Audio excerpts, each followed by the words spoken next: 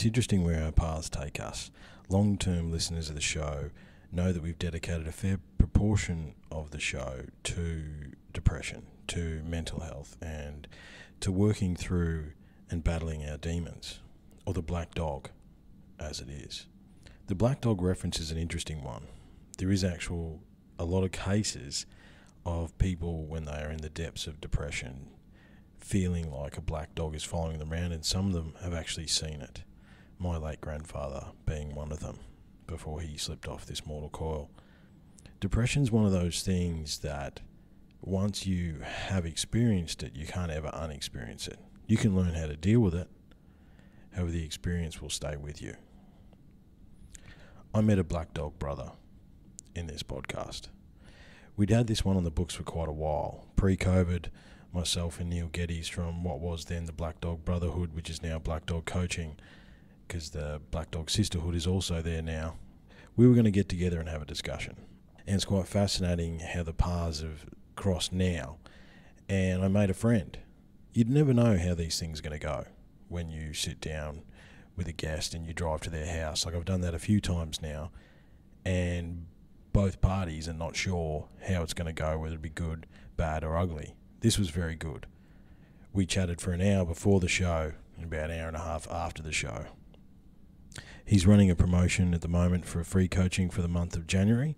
All the links to that will be in the show notes, and I'll post to the page and all the other stuff there.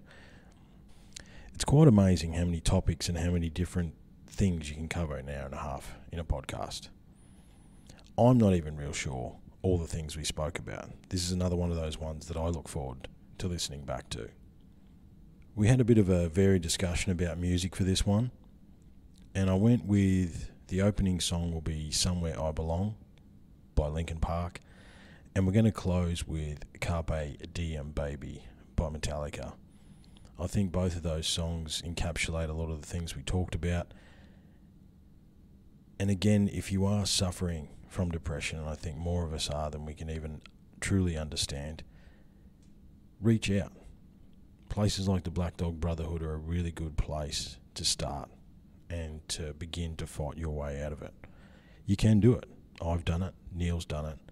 And he's created an awesome platform to help others achieve it. That's about it for me, guys. I really want you guys to get into this one. Hope all is well. Stay safe. Be kind. Be cool. And we'll talk soon. Cheers.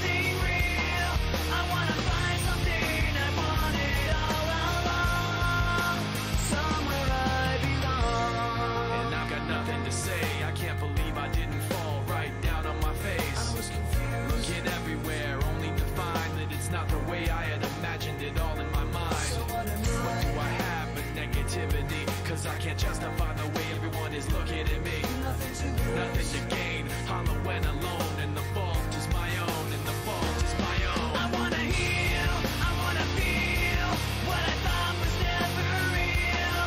I wanna let go of the pain I felt so long. Erase all the pain till it's gone. I wanna heal, I wanna feel like I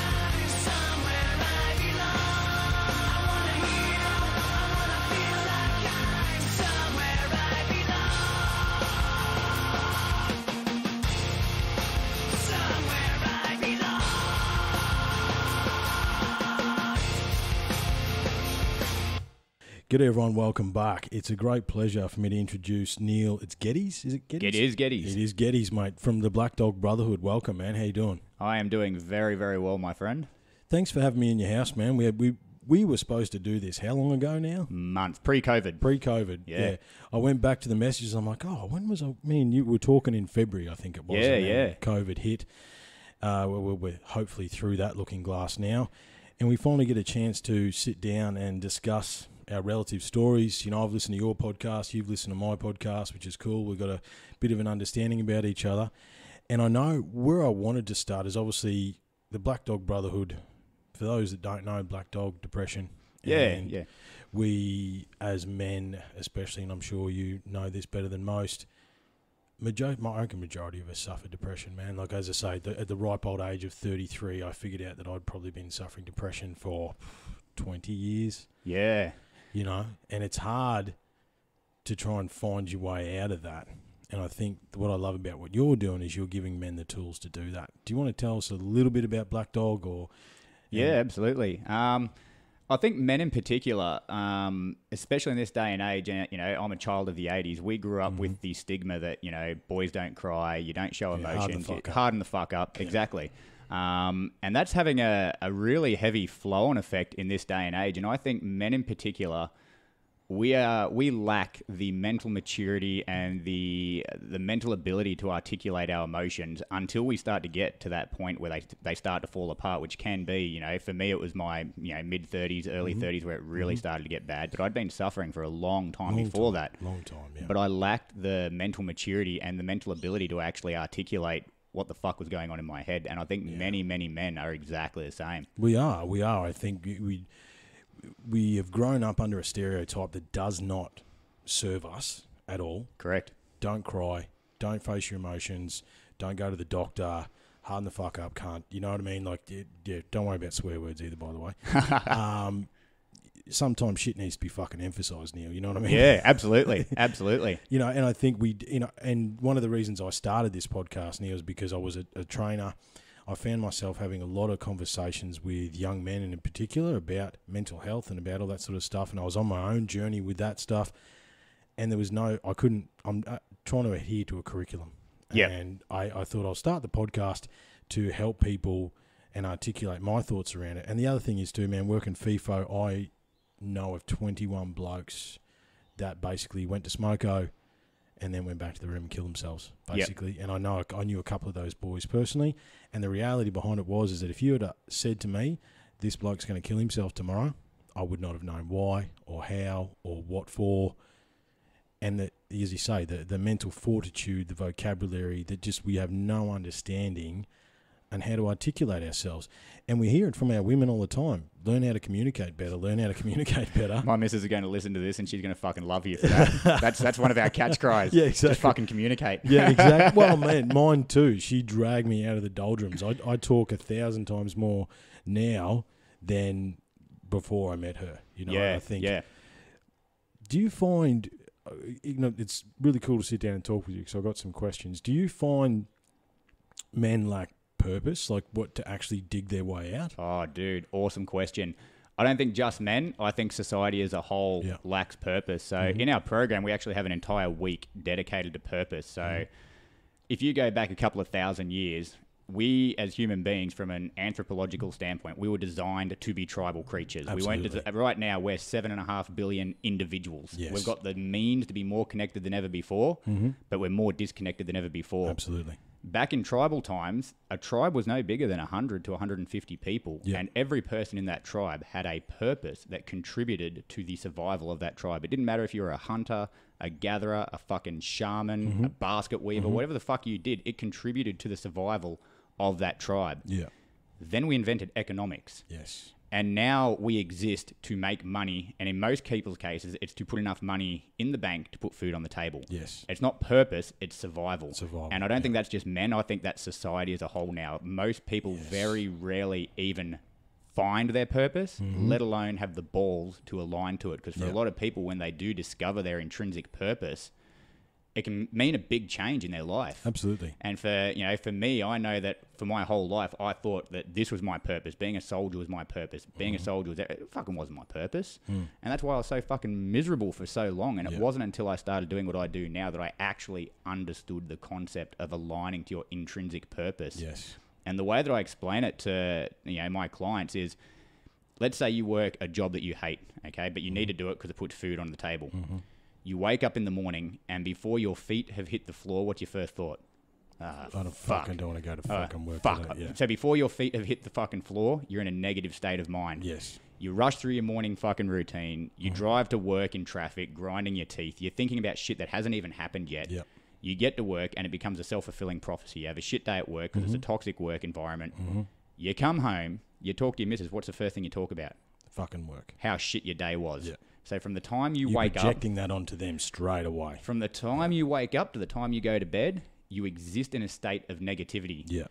The end result is that feels exactly the same as depression. Absolutely. Well, it is depression. It is. Yeah. I actually feel, like, my personal opinion is that these skyrocketing rates of depression that you see, it's not clinical depression. It's a lack of purpose. Yes. Because if you live without purpose and if you live in a state of toxicity every day, that feels exactly the fucking same It's exactly the same. as having depression. Yeah. There is no difference between the two. There's no difference, and you're totally right.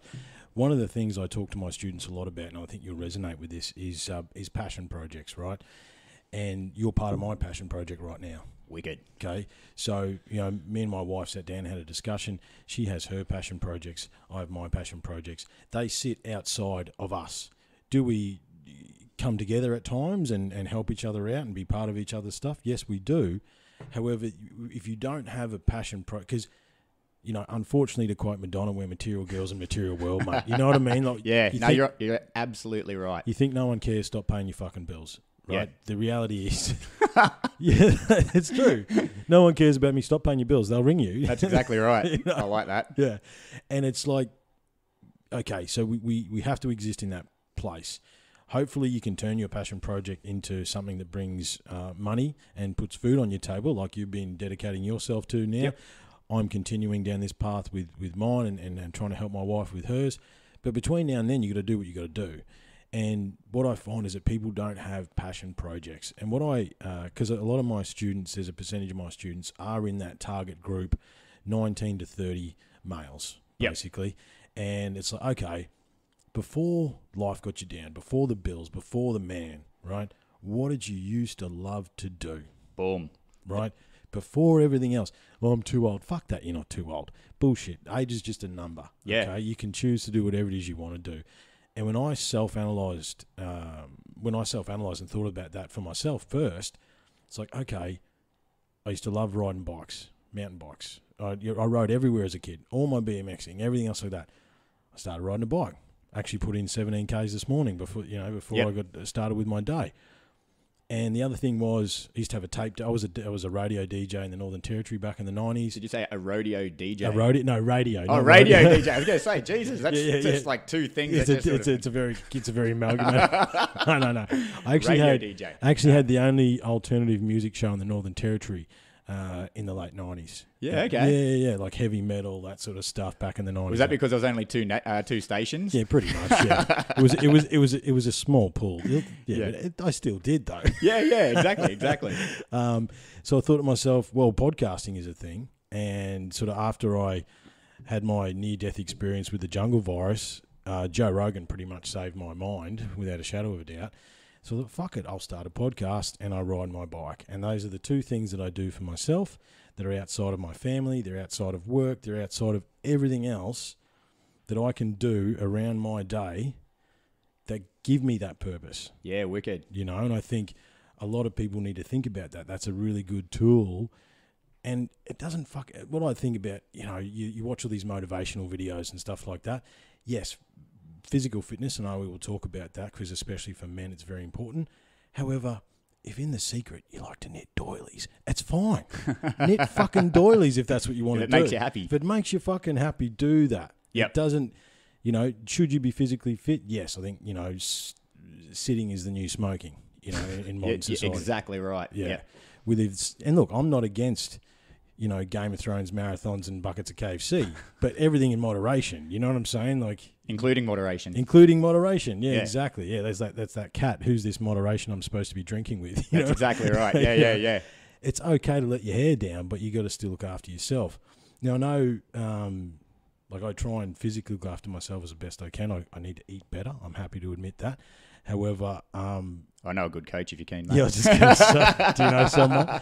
So you focus a lot on physical fitness, but I've looked at some of your retreat videos and that sort of stuff. It's not like the boys you're dealing with are very physically fit to start with. So how do you attack that with those guys? So we have a very diverse range. We've got blokes who are mad gym rats. They've always been into the gym, and then we've got other guys who have never even seen the inside of a gym. No. So maybe twist yourself. See, here we go. There you go. Look at that. There we go. There you go. So the program that we have, we basically start it from scratch. The very beginning of the physical part of it is designed for somebody who's never set foot in a gym. Yeah. And everything that we do, because it's an online coaching program, everything that we do, we have links. So I've filmed videos for absolutely everything. And it's not just a 30-second, this is a squat. Yeah. It's the dynamics of a squat, how to do it, what not to do. Sure. How to do it safely, et cetera, et cetera. So the program from a physical training standpoint is designed for somebody who has never set foot in the gym. Yeah. But that said, somebody who has trained, they can still go back to it. And I can guarantee that they're going to find stuff in there. Technique, because we are very, very focused, because it's online and we're not actually there, straighten your back here, do this there, whatever the case may be.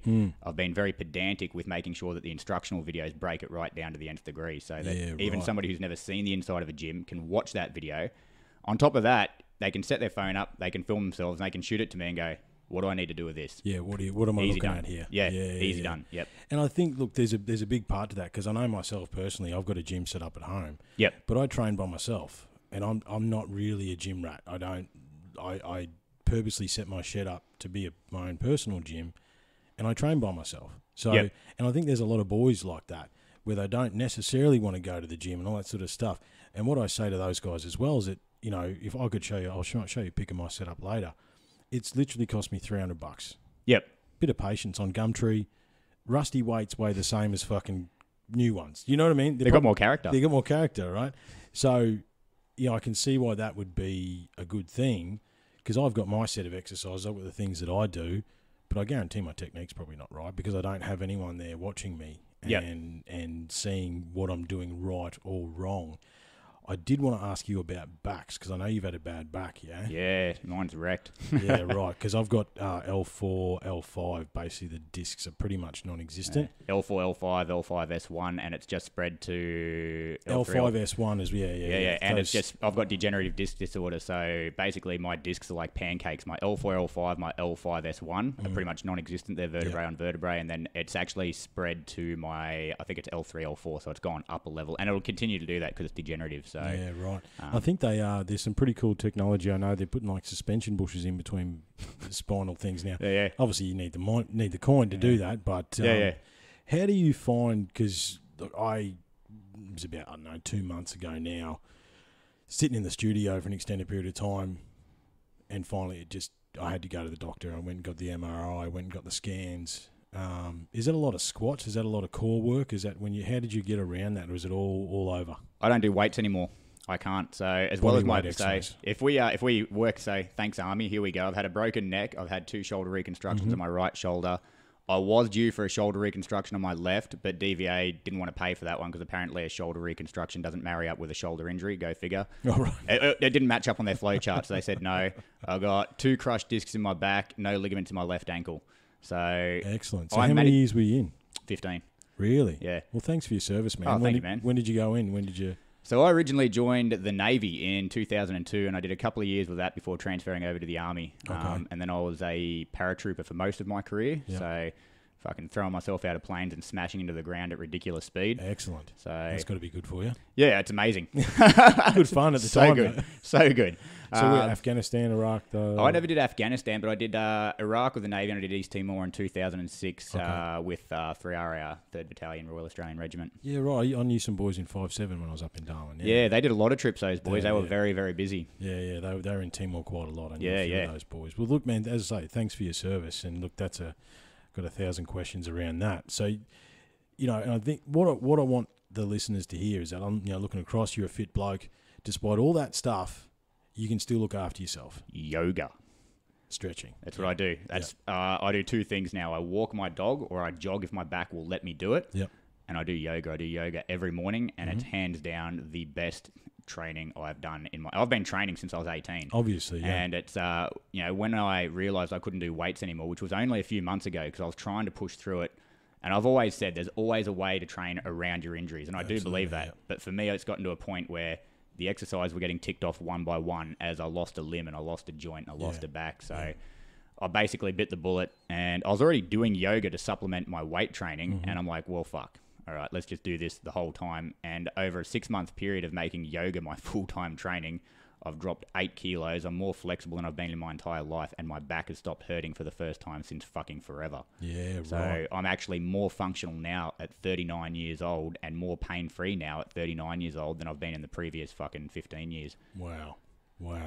And that's amazing. That's amazing. Like, I have a very high stretching regime as well. Yep. Do you do any body weight exercises, or that's it, squats, that sort of stuff? It's hard. I mean, like, I can't do push-ups because of my shoulders. Yeah. I could do body weight squats, but at the end of the day, it gets boring doing hundreds and hundreds of body weight squats. It does my head in. So the options are there, but there's a lot of variety inside of yoga. There's a lot of different disciplines inside of it. And I'll tell you what, if you think that yoga's for chicks, I challenge any dude to go do fucking 90 minutes in a hot room and just get to the end and then send me a fucking message and tell me that it's for women, mate. Because I'll tell you what, I've had to put my ego in check more times than I can fucking count doing Bikram yoga.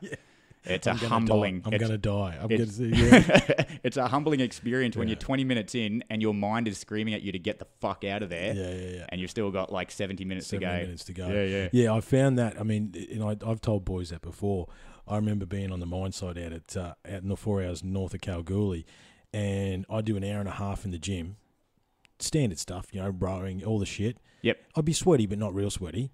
And the next day would be a 45-minute yoga session, and it'd be pouring off me in like just droves. Like, it's like, what is going on? And all I'm doing is trying to just keep myself balanced. That's exactly right. Your body is the best gym you will ever have. Absolutely. Your body, you can take it with you anywhere, and in terms of body weight as well. So even with our program, we have the gym program, but we also have a body weight program so people can choose. And we put that in place. Originally, we put it in place for people with anxiety, because I've got clients who cannot go to the gym. They just cannot go to the gym. Guys can't do that. Yeah. So we created it for that. But then when COVID kicked in and nobody could go to the gym, all of a sudden the body weight program just spiked. So we just incorporated the two and let people choose when they come on. Yeah, right. Look at the body weight. Because long story short about me, the listeners have already heard it, but I got a jungle virus in 2013, nearly died. I was 84 kilos, 10% body fat when I got sick. Whoa, not a lot to give. No. Well, on the flip side, though, because I was so vascularly fit, that's one of the things that actually made me survive. Yeah, okay. But coming out of that, sleeping 19 hours a day, my then wife that I'd only been married to for a month or two tells me that I'd only eat cheesy pasta. So you can imagine, the leftovers are just here, mate. You can see where they are. And basically came out of that sickness complete atrophy and everything, but not just the big muscles, man. I mean, think about the little ones, the control muscles, the stabilizers, all that stuff. Everything was in atrophy. Tendons and ligaments atrophy as well. Absolutely. People forget that. Yeah. I was sleeping 19 hours a day some days, man. Jesus. Well, actually, you can relate to this. It was called breakbone fever.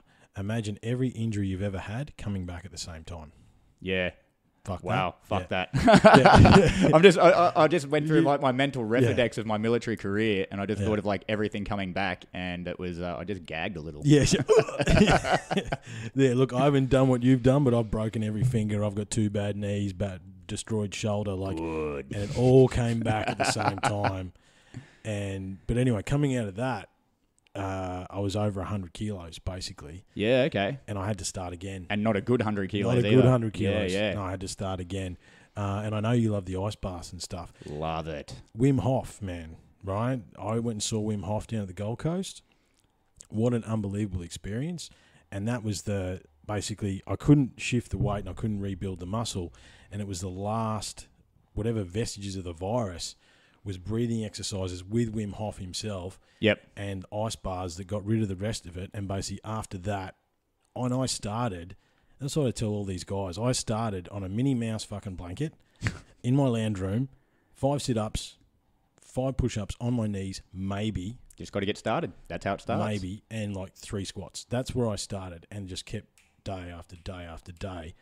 When I started riding my bike again, 5Ks, I'd be dead. Yep. I did 17 this morning, and that was a time restriction. That was nothing to do with not being able to go. Yeah. That's wicked. You know, one of the things I say, and you probably like this as well, is like, you heard of the Spartans? I love the Spartan. Oh, wait up. Where is it? I was going to say, there we go. well, there Got you some go, good- right? For those playing along at home, just showing some Spartan ink. Yeah, they didn't have a fitness fucking first membership. They didn't need a fitness first membership, No. dude. But their training regime is based on body weight. It's based on stretching. It's based on using sticks. It's based on, like that is how those boys used to train, and they were the fiercest fucking warriors in the Mediterranean for God knows how long. You didn't hear anybody calling them pussies for stretching. Yeah, that's right. Exactly. Yeah, exactly, right? So it's like you can do what you can do with a bit of guidance. I mean, the only I'd done training a lot previous, so I had knowledge. But yeah, my back has finally gone, yeah, righto, mate, that's enough. But I'm slowly working through some exercises to deal with that. A lot of squats, a lot of that sort of stuff. Do you know what I've found the absolute best thing for pain management is? Meditation. Now, this is going to sound... Have you ever read anything by Dr. Joe Dispenza? I have a good one of the brothers, the Coda brothers, and sort of mentor, but a good mate of mine now, Franco.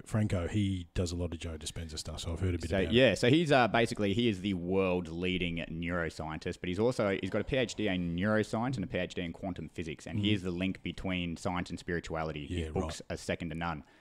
So he was in a triathlon and he got hit by a truck. And his spine was destroyed. So I can't remember the list of injuries, but it was extensive. It was, you're going to be a quadriplegic for the rest of your life. Yeah, right. And he basically, for him, he put it as a challenge from the universe because he'd always preaching about the power of the mind and how you can heal yourself with the mind. And then he was put in this position where he was told he would never walk again. Mm-hmm. So he meditated. All he could do was meditate. He was laying in a fucking hospital bed. He couldn't move. So he meditated for 6 to 8 hours a day. And he used very specific meditations on healing his body because targeted meditation. Meditation. So, and it sounds a little bit crazy, but the thing is, everything in your body is a chemical reaction. Mm-hmm. When you can learn to control those chemical reactions, you can control healing processes. Spot on. 8 weeks later, he was walking. 12 weeks later, he ran another triathlon. Wow. Under medical observation. So you can fact check it, check it out. Yep. Hit by a truck, spine destroyed, and he healed himself through meditation. He has now coached thousands of people through pain management.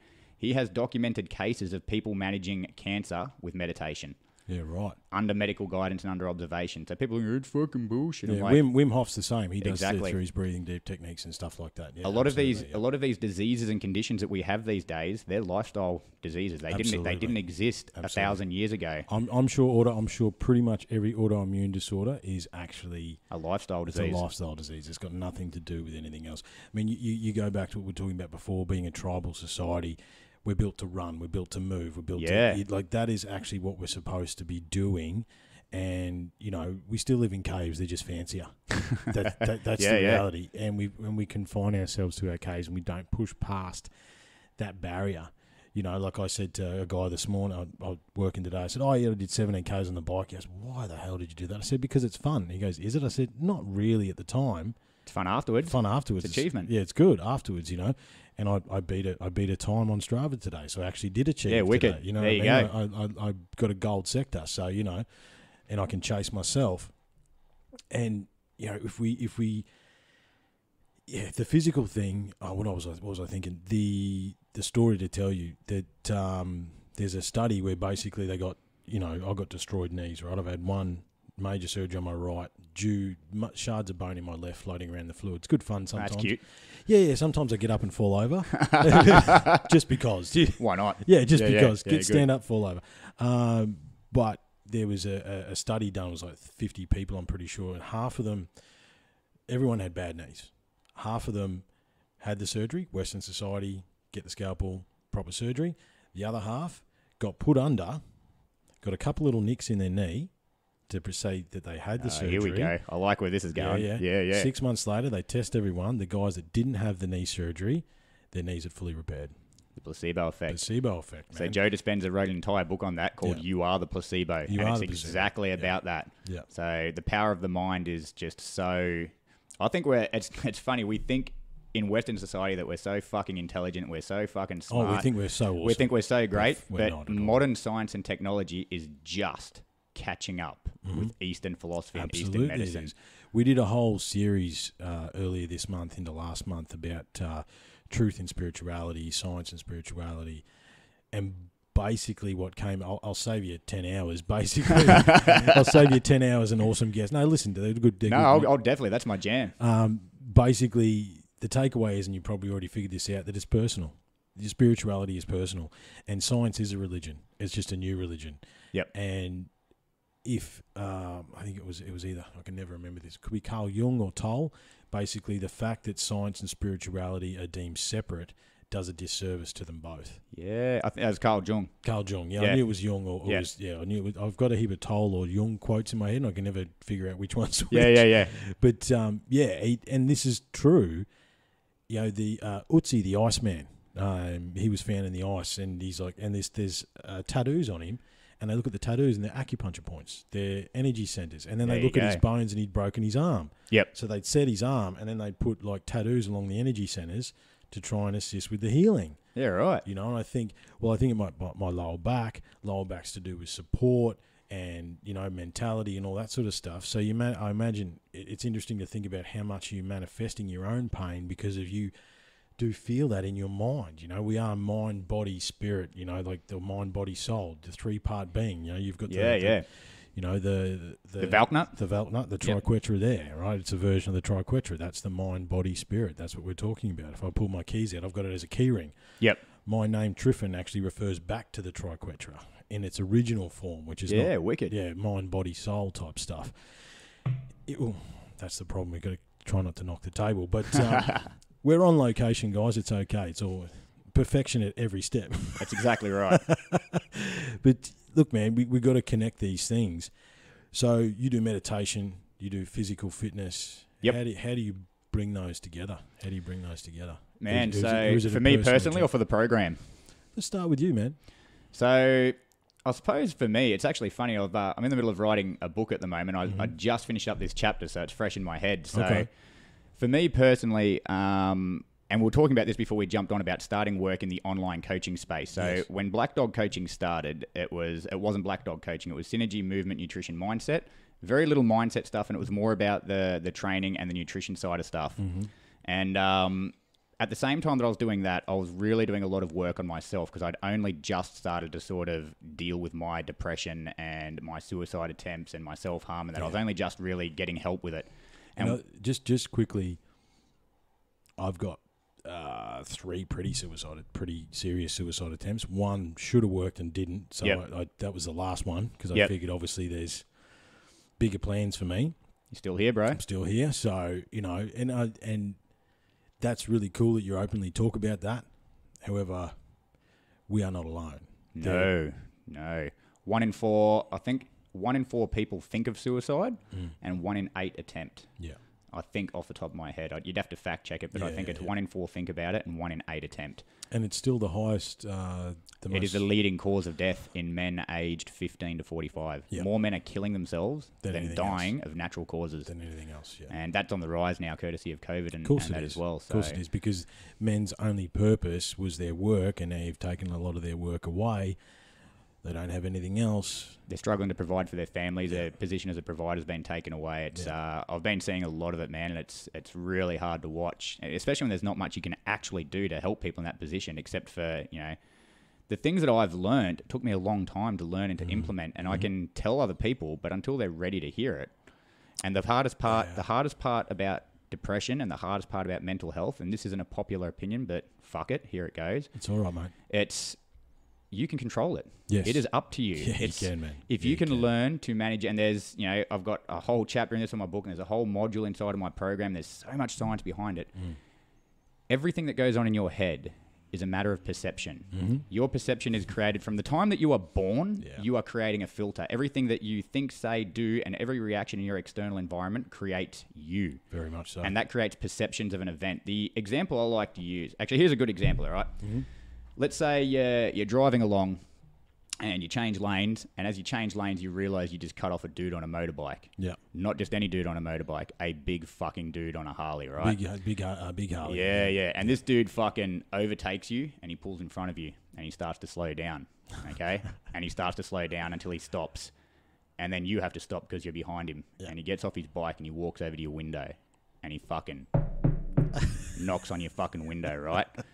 Now, if we had a magic remote control and we pause life at that exact moment in time, You would rewind and we not well, if we were to take a blood test and for the purpose of testing your brain chemistry at that point in time, here's what we'd find: your stress and adrenaline hormones, so your cortisol, your adrenaline, your epinephrine, your norepinephrine, they're through the fucking roof. Yeah, you you're are freaking the fuck shitting out. bricks, right? You're freaking the fuck out. We send that off to a psychologist or a psychiatrist, and they go, "Holy fuck, man, you have severe depression and anxiety. Yes. This tells me that you are fucked." All right. Yeah. Now, cut back. We get our magic remote. You press play. All right. You wind your window down.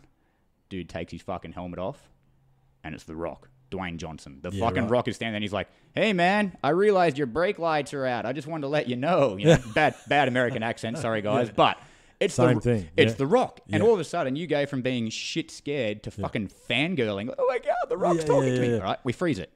We Take take your another blood blood again. test. Right? All of a sudden, All the adrenaline, good stuff. All the adrenaline, good stuff. epinephrine, norepinephrine, gone. Yeah. Now all of a sudden you've got endorphins, you've got serotonin, you've got dopamine, all the feel-good hormones. Awesome. Yeah. We send that to the same psychiatrist, and he You're goes, fantastic, mate. No. You're now bipolar. You're manic. Oh, really? One moment you were down here, the next minute you're up here. Oh, right. Yeah. Because he's got both samples. Yeah, Roger. Yeah, so all a few seconds ago, you were depressed as fuck. Now you're through the roof. Mm. You have bipolar. Either way, we're going to give you drugs to rectify that. Yeah. The only thing that changed in that situation was your the perception. perception. When people can clue into that and realize the that choir, you mate. can control your perception, and that's where meditation comes into it. That's where the mindset stuff comes into it. If you can control your perception and realize that not everything in your life needs a fucking reaction, Absolutely. Yep. then all of a sudden, and I'm living proof of this, like I have been diagnosed with clinical depression, but I haven't had a depressive episode in months and months. And when I do have a depressive episode, I'm down for 2-3 days, whereas before I was down permanently for fucking well over a year. Yeah. And when I do fucking slide down, I can sit back, I can meditate, I journal, I assess what's going on in my head, and I have self-awareness. It's about becoming the observer, mate. You're preaching to the choir. Yes, exactly. We've done a series, this will be episode 120 or something like that. We've probably dedicated 30 or 40 podcasts to mental health. We've done a series called Quest for Self where we talk about belief systems. We talk about creating your own path. We actually try and unpack this stuff on a deeper level. And I'm living proof as well, mate. If you can gain that observer perspective where you're observing yourself. Yes. People don't do it because it's uncomfortable in the early stages. Oh, yeah, because you got to put one of the first things to do, you got to look yourself in the mirror and go, you're a fucking idiot, mate. The very beginning of our program, the first thing we get clients to do is what we call a truth assessment. And it's just a question and answer, but it breaks their life down into different areas. I just cringed. I cringed, right? yeah. And it's, so there's nutrition, there's training, there's emotions, there's your social environment, there's everything. And it asks questions about that. And then at the end of it, you basically take all those points and you make a statement. Yeah. And that statement is fucking ugly. It's ugly, man. It's a fucking ugly statement. I've had It's people so who terrible. have pulled off the program right there and then, but what they don't realize is That's if the you step. That's if the you first don't step. have that awareness of what the fuck is wrong in your life, do anything you else. can't fix it. If everything in your life is somebody else's fault, you're giving away the power to fix your own problems. If you blame everybody else, you There's can't one fix common it. denominator there too, right? If everybody around you's a fucking idiot, I'm sorry, but guess what? That's probably you. Yeah. And depending on the classes and depending on the groups, we get into some of this mental health stuff with some of the training that I do. And depending on and I've got to pick the right group because sometimes it gets a bit touchy. And I go, and sorry, but all your things that you blame everyone else for are your fucking fault. Correct. And everyone goes, I'm like, yeah, And okay. if they're not your fault, it's your responsibility to learn and grow from it. Exactly. It might not be. So I said that once, that everything in your life is a reflection of the choices that you've made. Yep. And I got smashed on social media. Oh, Fucking the they will. hate that I got was phenomenal. People like, what about if I was sexually abused as a child? What about this? What about that? And I'm like, okay, I was sexually abused as a child. Yeah, me too. Yeah. I'm not a victim. It was out of my control. It's only something that I've actually, so for me, it was a repressed memory, and one of the things I'm only just piecing together this year. It only just came out this year. Yeah. But it was a missing piece of a puzzle for me because there's so many things in my life to do with self-worth issues and all of that. And once I realized what happened to me as a child, so many aspects of my life made sense. It's like a domino, eh? And for me, it's like, okay, you were sexually abused as a child. That's horrible. It's not your fault. Yeah. But it's your responsibility to grow from it and to learn from it. To not deal with it. Yeah. And the example that I use, we have a guy in the Blackdog Brotherhood, so Dylan. He's actually now a volunteer and mentor inside of the group as well. Awesome. He was a victim of a pedophile ring for 11 years. Wow. He was sexually assaulted over 1,000 times. Wow. Now, at the age of 19, he managed to get away from that pedophile ring, but what he did is he went back of his own volition, wearing a wire to bring them down, and he brought down one of Australia's biggest pedophile rings. Good on him. He was sexually assaulted over 1,000 times and the victim of a pedophile ring for 11 years. You know what he's doing now? He's fucking living like a warrior. Yeah. Because he chose to. He chose not to be a victim and he chose to. He still struggles, and it's something he'll always struggle with. He's getting all the support that he needs. He has, he's talking to his psychologist and his psychiatrist. He's in the Brotherhood and he's got his support network there. But if a man who is sexually abused over 1,000 times can choose not to be a victim and can choose to take his power back, and to take back his power, what's stopping anybody else? Nothing. And people don't want to hear it because they get caught up in their victim mindset and they get caught up in their woe is me, this always happens to me, the universe hates me. It's like, no, cunt, you're not doing anything to fix it. Exactly. It's horrible that it happened to you, but it's terrible. It does not take away from it. And look, I got abused as a child too, man. And I was like 23 or something, I was in an office job staring at a fire extinguisher, and it just came cascading back. Yeah, right. Like, it's same thing, repressed memory. It's just like, oh, shit. What I'm realizing learning through the Brotherhood at the moment is we talk about the volume of sexual abuse with women. What I'm finding is it's just as prevalent. In men. Yeah. I know so many people, so many men who were victims of childhood sexual abuse, but as a man, you don't talk about that. No, you don't say nothing. You don't say anything. You don't say nothing. And look, I mean, for me, and again, okay, I remembered it at 23. I've only been able to speak about it. I've spoken about it on the podcast before, so it's okay. Yep. However, I've only been able to speak about it openly for probably 3 years, 4 years about that. You know, it gets easier every time you do. It does, man, and it does, and it is so prevalent. And what happens is you look back on a lot of the decisions that you've made.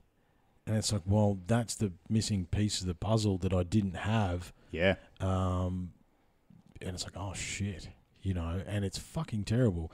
But to go back to Dylan, what I suffered is nothing compared to that. Yeah. But there's two sides to that.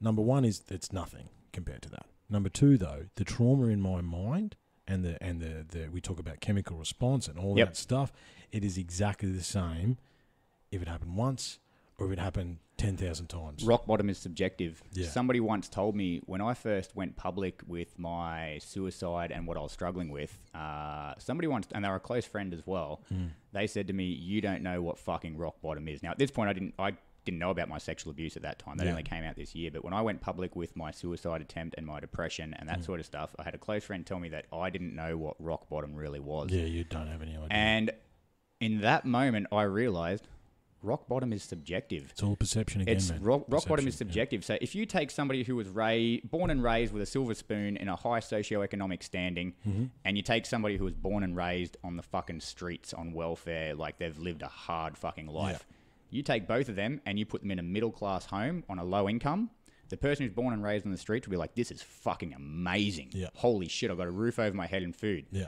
The silver spoon motherfucker will be like, oh, my life is ending. Oh, Jeeves, fetch my fucking caviar. Their life will end. And for them, it's rock bottom.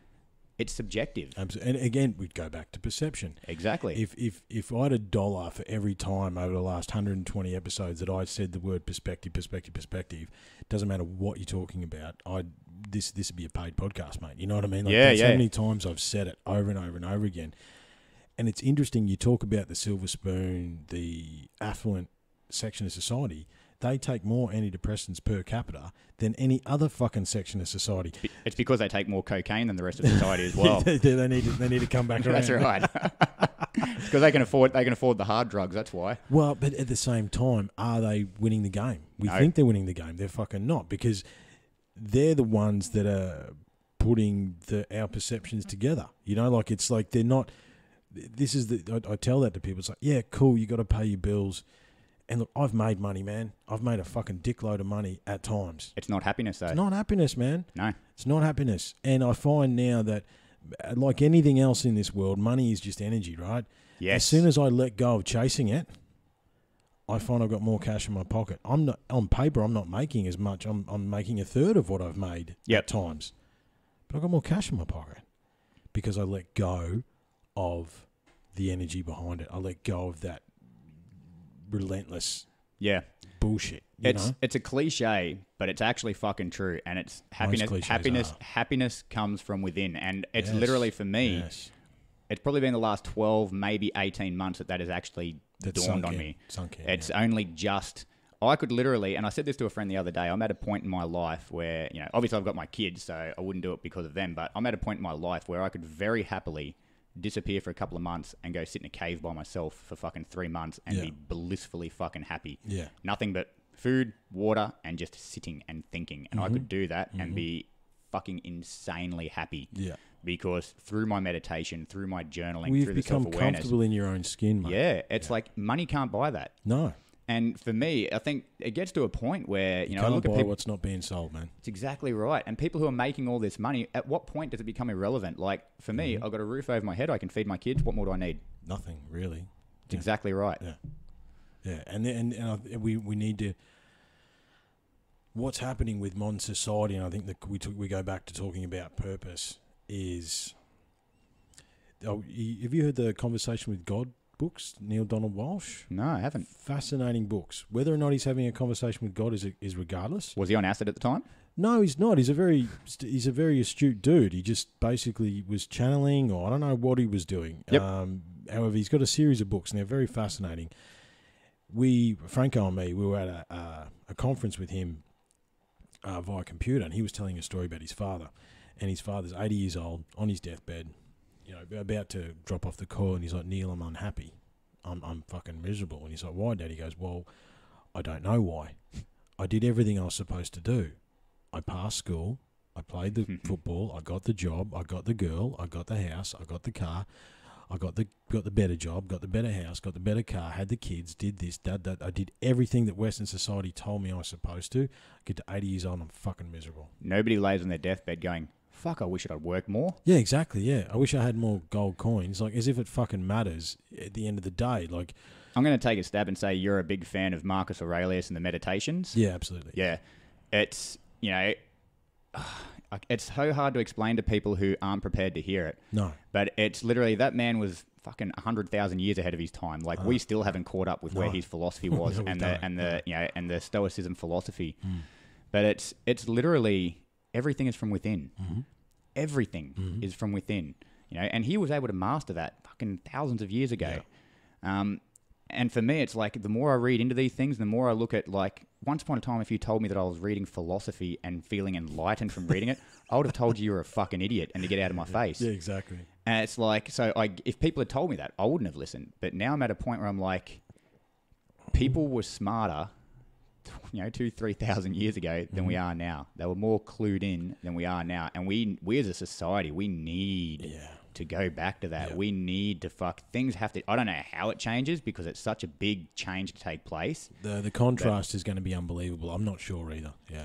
I mean, for anybody who's listening, it is this simple. It is this fucking simple.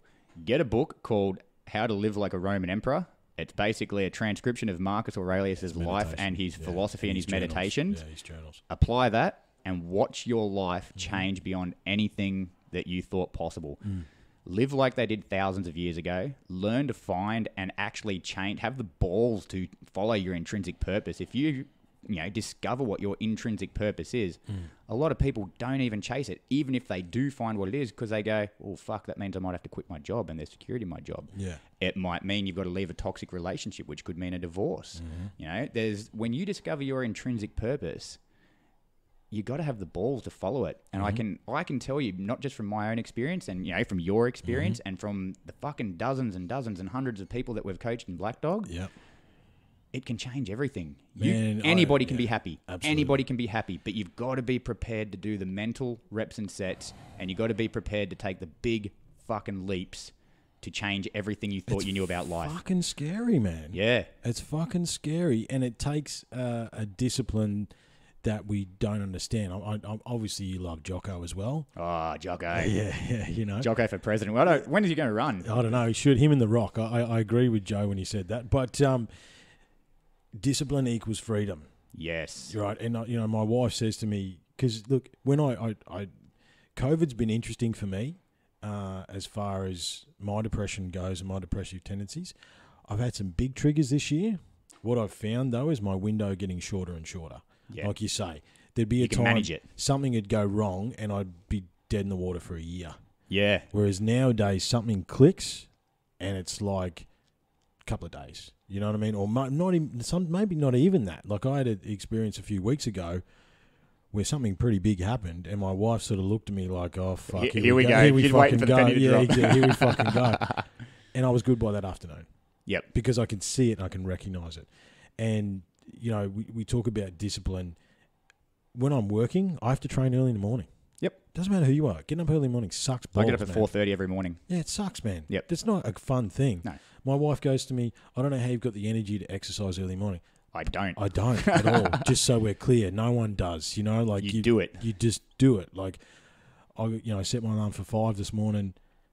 Slowly got up, got my gear, and I was on the bike by about 5:45 or something like that. Don't think, do. Just do. Yeah. Just you can't think too much about it. You know, and I've said this a few times. Some rides I go on if I've got to get up early at 4 to go for a ride if I really, you know, and it's a mental thing for me too, the riding. Yeah. Riding the bike, it actually helps me, the pedaling and all that. It's a form of meditation. It is, yeah. That I see. And, it's like my mind is still trying to tell me to go home when I'm 1.5 Ks into the fucking ride. See, I'm usually pretty good once I start. I'm the same with, I get up at 4:30, so my morning routine is I get up. So you are a Jocko, mate. You love it. I get up, it's, nobody likes getting up at 4:30, no one likes but I do it. No. So I get up at 4:30. The first thing I do is I get light in my eyes. I go to the toilet and turn the light on because once you get light on your eyes, it basically triggers cortisol and shuts down melatonin, i.e. it wakes you up and shuts down the sleep hormones. Yep.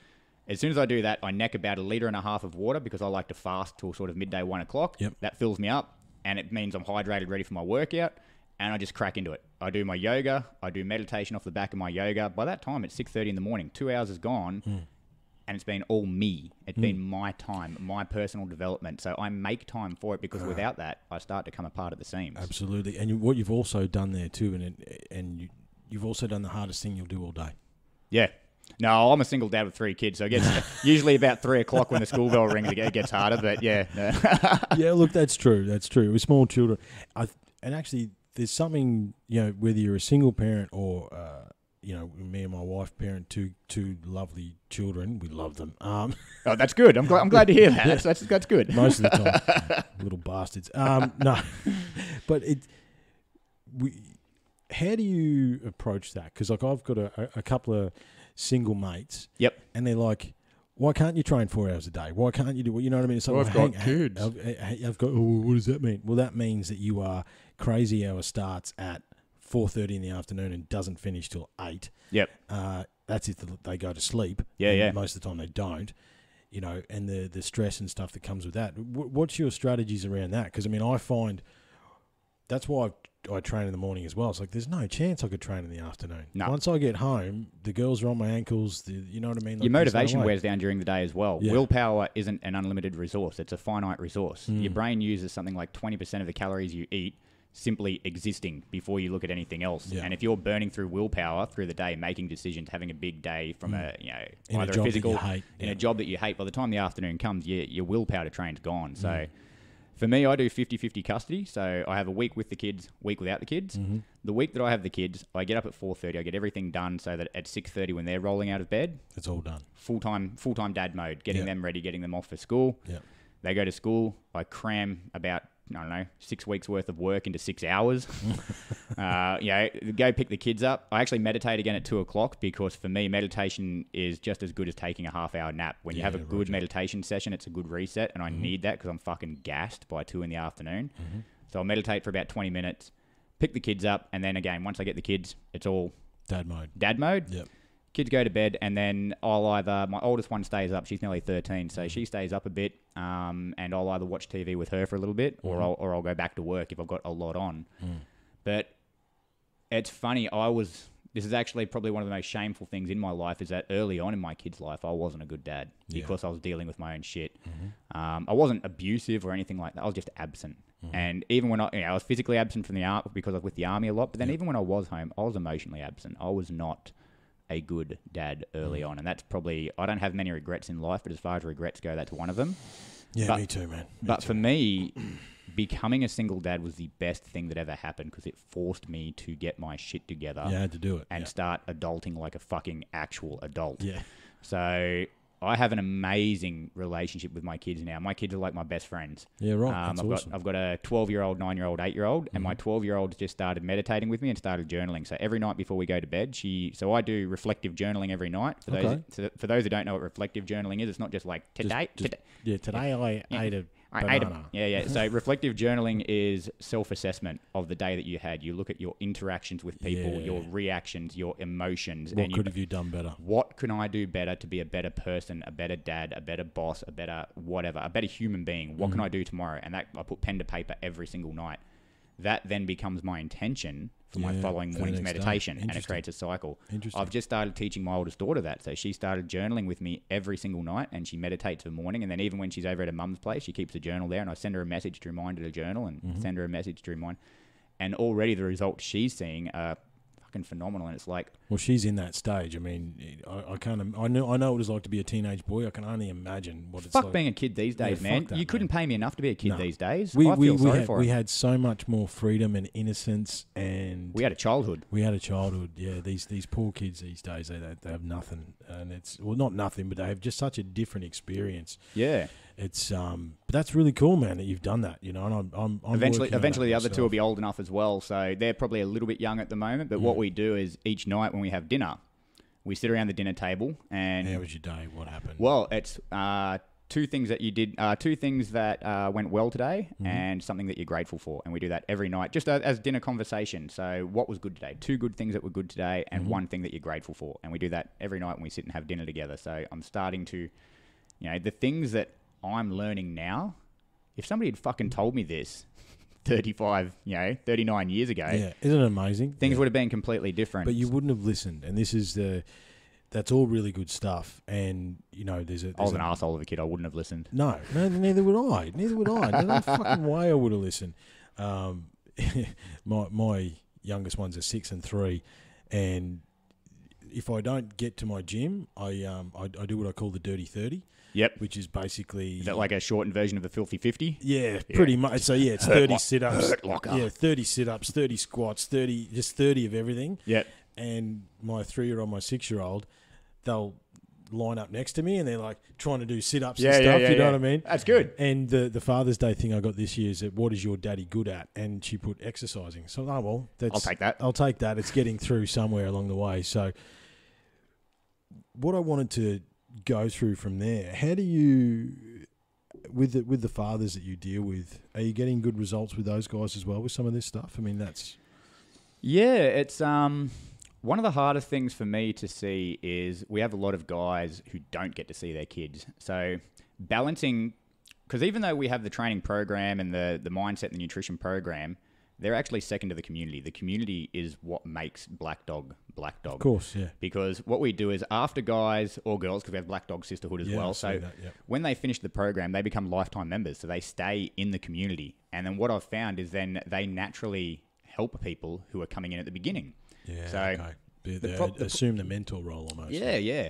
But the problem is, especially for a lot of guys that we get coming in, it's got to be hard for them when they see dads talking about proud dad moments inside of the group, and they do, and rightfully so, because we encourage guys to share their wins and that. But then there's a lot of guys who they don't get to see their kids, and it's literally driving them to the point of suicide. And you hear these stories over and over again of the kids being used as pawns, and it's essentially, how can I hurt you the most? I'll just hold your kids from you. Preaching to the choir, mate. Preaching to the choir. Yeah. So we do have a lot of guys talking about their kids, and we encourage that because it is fatherhood's an amazing, amazing thing. Mm-hmm. But we do have to be mindful of the fact that we have guys in the community who, seeing that, it could be a trigger for them as well. So we do have to be careful in the way that we balance that. Yeah. Look, I think you're doing some really, really awesome work, man. I resonate a lot with it. And that's the reason we wanted to get together originally, because it's like you can see a lot of the things you're doing. I see myself as a synthesizer of data. I like that. And I do that a lot. And I totally love what you do. Because I've had a few guys go, you could take some of these ideas and turn it into this, that. No, I'm not interested. Yep, it's not your purpose. It's not my purpose, man. Yeah. My purpose is talking to you. Yeah, wicked. And helping you get your word out there and assisting in any way that I can with that. I love that. I've got a different purpose. I'm down a megalithic rabbit hole that is very long and wide and deep. However, I love talking about this stuff, and I love the fact that what's good for me, what I've seen is that, and I followed a few different guys, and it's like everybody's taken their own path, but everybody's ending up at the same place, and I think that's the most important thing. Yeah, absolutely. And as men, we are responsible, like the total fuck up that the clusterfuck that we find ourselves in today. Yep. It's men's fault. Yeah. We did it. Own it. We did it. We fucked up. We fucked everything. Yeah. And the only way forward is to do what you're doing. You know what I mean? And to help these boys see clear. And the biggest thing I think is that, think about the quotes we've thrown at each other today. Carl Jung, Aurelius, Eckhart Tolle. So much alignment between different purpose, but same path. Absolutely. Like in terms of like the methods that we take. Yeah. Yeah, absolutely. And at the same time, though, if we had I'm 38. How old are you now? 39. 39. So we're pretty still much on the better side of 40. Yeah, we're still under 30, under 40 just. So we're the same age. We grew up in the same era. If you had pulled over 22-year-old you and 22-year-old me and said, hey. I was a piece of shit. Oh, fuck. Don't even get me started. But here's a list of quotes that you're going to throw around in your mid-30s. We'll say mid-30s. We'll just pretend, right? Yeah. Here's a series of quotes you're going to throw around in your mid-30s, and they're going to mean so much to you. We went, fuck off. Like, piss off. Like, get me another beer and another line, arsehole. Yeah. It's exactly whatever poisons we were filling ourselves full. But what I really like doing, and I am seeing, and I wanted to see whether you're seeing some of it as well, it seems to be these younger guys around 20, 22 now, 20 to 25 now, for whatever reason, they seem to be very open. And I'm actually getting through to some of these guys because that's my demographic for my students, sort of 19 to 25. Yep. And there's a fair percentage of them that are like, oh, wow, man, look, I love some of the things you're talking about and some of the things you're saying. And, I've actually referred a few people to you, mate. I don't know whether that came through as a client, but I did say, listen, there's a guy, Blackdog Brotherhood. Yeah, wicked. Because I love what you're doing. But it seems to be there's a reception there. 25 to 35, I am concerned about those boys. Yep. They seem to be a bit lost. They're a little bit more ingrained at that age. Yeah. So we've actually just, it was funny, I was having this conversation with somebody the other day. We've got our youngest Blackdog brother who is 21. Yeah, right. And same thing. So he was out partying all the time, doing the thing, drinking drinks, getting on the pingers every weekend. That was his thing. And at 21, he had this moment where he sort of looked into his future and he's like, this isn't going anywhere. This leads to nowhere. So I only wish I had that level of self-awareness at fucking 21. And he had a friend who was already in the Blackdog Brotherhood who said, well, come to a retreat, check it out, see what you think. Mm-hmm. And came to a retreat, joined off the back of the retreat, and he's never looked back. So he did, what's he up to? Something like 3 months sober. With nothing, and then he actually went to a party for the first time the other weekend, and he made a conscious decision to party, to have drinks, get on some chemicals, whatever, and he found himself sitting in a room going, this is shit. Yeah, right. I don't want to be here. So he indulged again. Yeah. And come out of it. Yep. So for him, that was a learning curve. He's like, I don't need this in my life, and he's 21.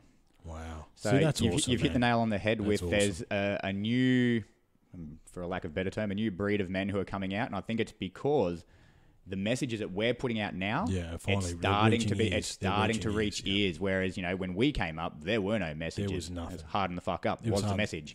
Yeah. And look, I know what's at the bottom of 10 Jim Beam bottles, mate. It's not the answer. You know what I mean? I'll tell you that one for free, So where do you sit these days? Are you sober, or do you still indulge a little bit? Moderation, moderation? I haven't had a drink.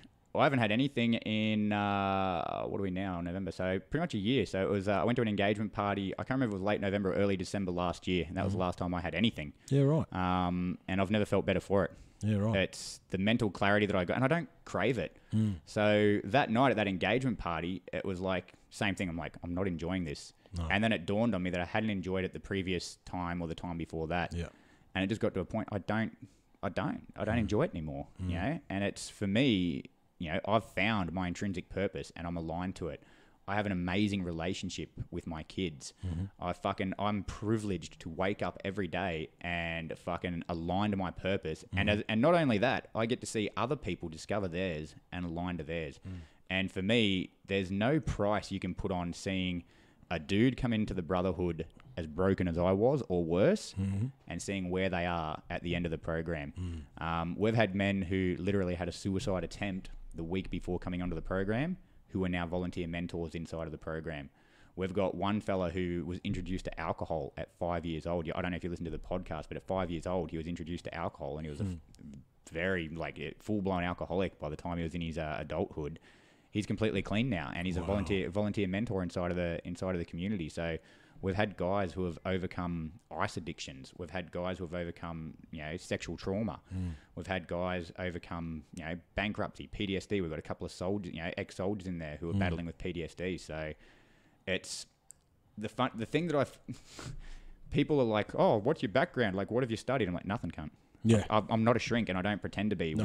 The first question I ask people is, are you seeing a mental health professional? Yeah. If not, why not? Yeah. And the way I describe it to people is, if you picture mental health as a giant pie chart, maybe 10% of that would be mental health. Yeah. Maybe 10% would be pharmaceuticals if you need that. Like if you need that, and You've never taken any SSRIs or anything? I did. I made it. That was actually part of my pathway into creating the program for Blackdog, because I made a conscious choice to get off it because they made me more depressed. As a result, I got severe side effects. It fucked with my weight. It fucked with my head. It fucked with my sex drive. It fucked with everything. Yeah, I've got offered them like 3 times and I chose not to. Yeah. There's probably one of those times I probably should have, however I didn't.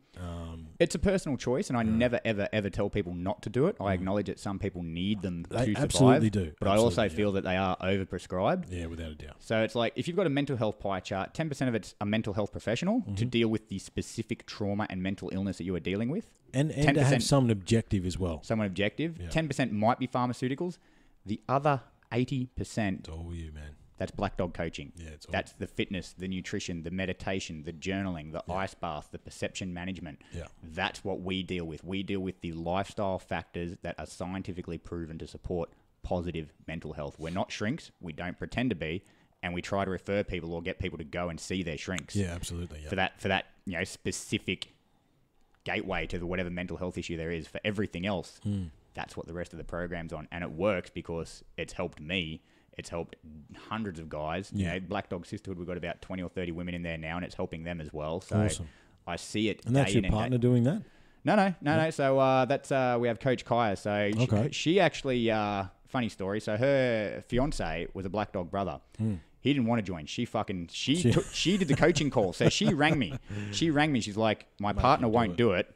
We'll pay for it. Get him in the Blackdog Brotherhood. So she signed him up, whether he fucking liked it or not. And he's actually good woman. He's actually one of our. We call him 2.0 now because he's a different fucking he's literally a different dude. Yeah. And she saw the results that it got for him. And this was back when it was just Blackdog Brotherhood before we became Blackdog Coaching. Then when we branched out to Blackdog Coaching and opened the Sisterhood, she jumped on as the female coach for that. Wow, so her fiance is still in Blackdog Brotherhood, and she manages Blackdog Sisterhood. Wow, isn't that awesome, man? That's so awesome to hear that stuff. What about the obviously an ex veteran yourself? So you got a couple of diggers on board, or? Yeah, we've got off the top of my head, we've got 1, 2, 3. I can think of 4 guys that we've got in there who are ex-military. Oh, actually, we've got a few more now. So we've got 4 or 5 ex-military guys inside of there. Again, we've got guys battling with PTSD from various traumas from deployments and stuff like that. Yeah. So Was that a big part of your stuff as well, or was that just companion? No, I never saw. I deployed, but I never really saw combat. Okay. I've never shot anybody. I've been shot at twice, but neither one of them was in combat. It was in Melbourne, so go figure. Oh, right. Wrong place, wrong time. That's a whole other story. Yeah, but Save that for next time, yeah. yeah. So that's. But yeah, I've never seen combat. I've been in a few scary situations, so I don't have PTSD. There's a few things that, as a result of writing my book, and I've had to go back and start to unlock a lot of stuff for writing my book. From a different perspective. Yeah, there's a lot of stuff that came up, and I'm like, holy fuck, I hadn't thought about that since 2006, and now there's a whole raft of shit that's coming out from that. But again, that's not so much PTSD as I wasn't happy with who I was and the way I was behaving and the things that we did. Yeah, right. And I wasn't happy with the way the army performed and things that the army did. So that was, and that's stuff that's coming out now, but I find that now, if that had come out 2-3 years ago, I would have been struggling with that. It would have just been more fucking weight on the shoulders. But now it's just another piece. Yeah, I mean, it's a memory with an emotional charge. You could call it trauma, depression, whatever you want to call it. When you eliminate that charge and you don't have an emotional charge to a memory, it's wisdom. Yeah, it's true. The difference between trauma and wisdom is removing the emotion from it. And I think that's, you would go back to being the observer. And 100%. stuff like that, you know. Exactly. What I mean? And look, I know that for some with severe PTSD, I think there's some studies over in the States that are using MDMA, ayahuasca as well. Ayahuasca, DMT, and they're having amazing results with it. So once again, going back to plants. Yeah. The same thing they were doing 5,000 years ago. Now all of a sudden exactly. they're trialing plants, and they're like, "Look at us, Western society, we're fucking killing it." Yeah. It's like, well, slow clap, well done. They've been doing it for 5,000 years, but good on you. Hats off. Yeah, that's right. Yeah, there's all these medicinal plants that are here to help us, but yeah, whatever. Yeah. I say that all the time to people. Like, it's like, if you had a headache and I had some Panadol, I'll give you some Panadol. We got no fucking idea what's in those white pills at all. Yeah. Right? But if I said to you instead, mate, hey, just there's a willow bark tree over there. Just take some of that bark off, boil it into a tea. It's going to taste like shit, but drink the tea. I guarantee your headache goes away like that. You go, oh, you fucking crazy. Most people go, you're fucking crazy, man. No. Paracetamol is derived from a willow bark tree. That's where the chemical compound There you go. comes I didn't from, know that. There you right? go. Like that active compound. And I think one of the issues that Western society has is like, yes, okay, there's all these plant medicines that we can use, yet we try and isolate the very molecule that we think is it. It's not the molecule, it's the fucking plant. Why do we have cannabinoid receptors? Exactly. Yeah, exactly. You know what I mean? Like, why are they there? Yeah. It's curious. I don't know. Yeah, well, yeah, maybe because weed's been here since just a spare part. Yeah. Oh, look, we're weed advocates. That's a whole other podcast. There's a whole other podcast. Man, it'd be a miracle plant. I actually feel like this could be a regular thing. There's so many topics that have come out of this alone. Yeah. There's whole segments coming our way. I've got too many questions in my head almost to try and narrow down where we're at, mate. Look, I'd love to have you out into the refinery, man. You know what I mean? Next time, come out to me, and we can sit down in the refinery. I feel this one's maybe coming to an end, mate. Is there anything else we want to cover off? Or look, I think it's not coming to an end. The first one's coming to an end. The first one's coming to an end. It's not goodbye. See you later. Yeah, exactly. It's not goodbye. Listen, man, I think there's so many things that we could dig into and discuss. I think for people, what I did want to say is that, yes, 99% of the answers you need are here, here, and here. For people playing at home, that's head, heart. Head, heart, and gut, basically. Yep. They are. However, what you do need outside of that, there's a couple of things. Number one is experiences. Right? Yes. I'm so glad that I came over here today. We've made a connection. It's fucking awesome. We're going to get together again. I can tell that. Beautiful. We're already going to do that, right? Not a problem. We need experience. Okay, because as you say, on your deathbed, you're not going to be counting your coins and you're not going to be wishing you work more. What you're going to be doing is cycling through the experiences that you have had, all right, and make the fucking most of them. You know, like you've got to get out there. We talk about passion projects, those sorts of things. And whilst, yes, the answers are within, you've got to be ready to hear them. And I think what I love about what you're doing with Blackdog Coaching is you've got to have tools in the toolkit, man. Right, that's all it is. It's just tools. It's just tools and toolkit, man. Like, and we've talked about this for years on the podcast, where it's basically, which is why I try and get as many blokes as I can on, because you might get sick of listening to my bullshit, and that's fine. I don't know. You've got a very soothing voice, right? But maybe your tools work. or maybe my tools work, or maybe Franco's tools work, or Dan's tools work. The golf bag theory. You've heard of the golf bag theory? Yeah. Most professional golfers have dozens and dozens and dozens of fucking clubs in their bag. Yeah.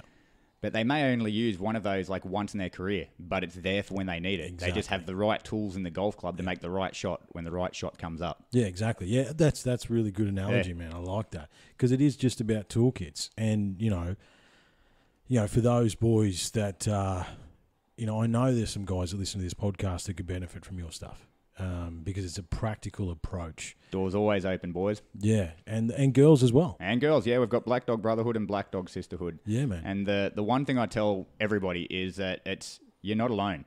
I thought I was alone. I thought I was the only one who felt like that, and I didn't. And it was weak to talk about it. Number one, it's not too weak to speak. It's again cliche, but it's true. Yeah. It's not weak to speak. A lot of the thing about cliches, Neil, is that the ones that have stood the test of time, there's a fucking reason that they've stood the test of time. There's a reason we quote Marcus Aurelius from 3,500 years ago. Yeah. Because he knew what he was fucking talking about. He's a mad dog. Yeah, exactly, right? I think his nickname was Marcus Mad Dog. I'm pretty sure that's a scientific fact or a historical fact, yeah. Don't Google that. Don't Google that. But yeah, man, look, it's been awesome to sit down and have a chat with you. Again, it's like I've got so many things to say. What did you want to... Your first podcast, mate, what did you want to finish with? What do I want to finish with? If you are in that place and like... In the hole. In the hole. If you are in the hole... Actually, remind me... Actually, you like this, right? So, the hole that we're talking about. Yep. Okay, this was an analogy that I came up with. I grew up rally driving cars on the dirt in central Victoria. Yep. Right? Had a number of paddock bashes, all that sort of stuff. And it's like, okay... Your path, the path you want to be on, is the crystal line, the beautiful, the best path, the best you, right? Yep. Imagine that is the most beautiful wide dirt track, big sweepers, beautiful track, and you just want to go fast on it. Yep. What everyone needs to realise is that hole that you're about to talk about is right fucking next to that track, and it is the whole time. Yeah. And you can have 1 foot in, you can have 1 foot out. Yep. You can have 2 feet in the hole, you have 2 feet on the track. It's all about how you drive the track. It's all about perception, man. You know what I mean? It's like that dude. Yeah. And because it's not like, and I'm pretty sure you'll echo this. Anything that I've talked about today, I'm not fucking perfect at, and I'm sure you're not either. Not even close. Not even close. These are principles. These are tools that we talk about that we have used to help ourselves, and 1% better each day. That's it. Yeah, man. Mounts up over time. If you're 1% better each day for a year, you're 365% better than you were a year ago. Absolutely, man. Just 1%. One little piece. One piece of your emotion, one piece of your reaction, one piece of your diet, one piece of your training. Just 1% a day is all it takes. Yeah, and it doesn't have to be all at once. And you may make giant leaps and you may make small gains.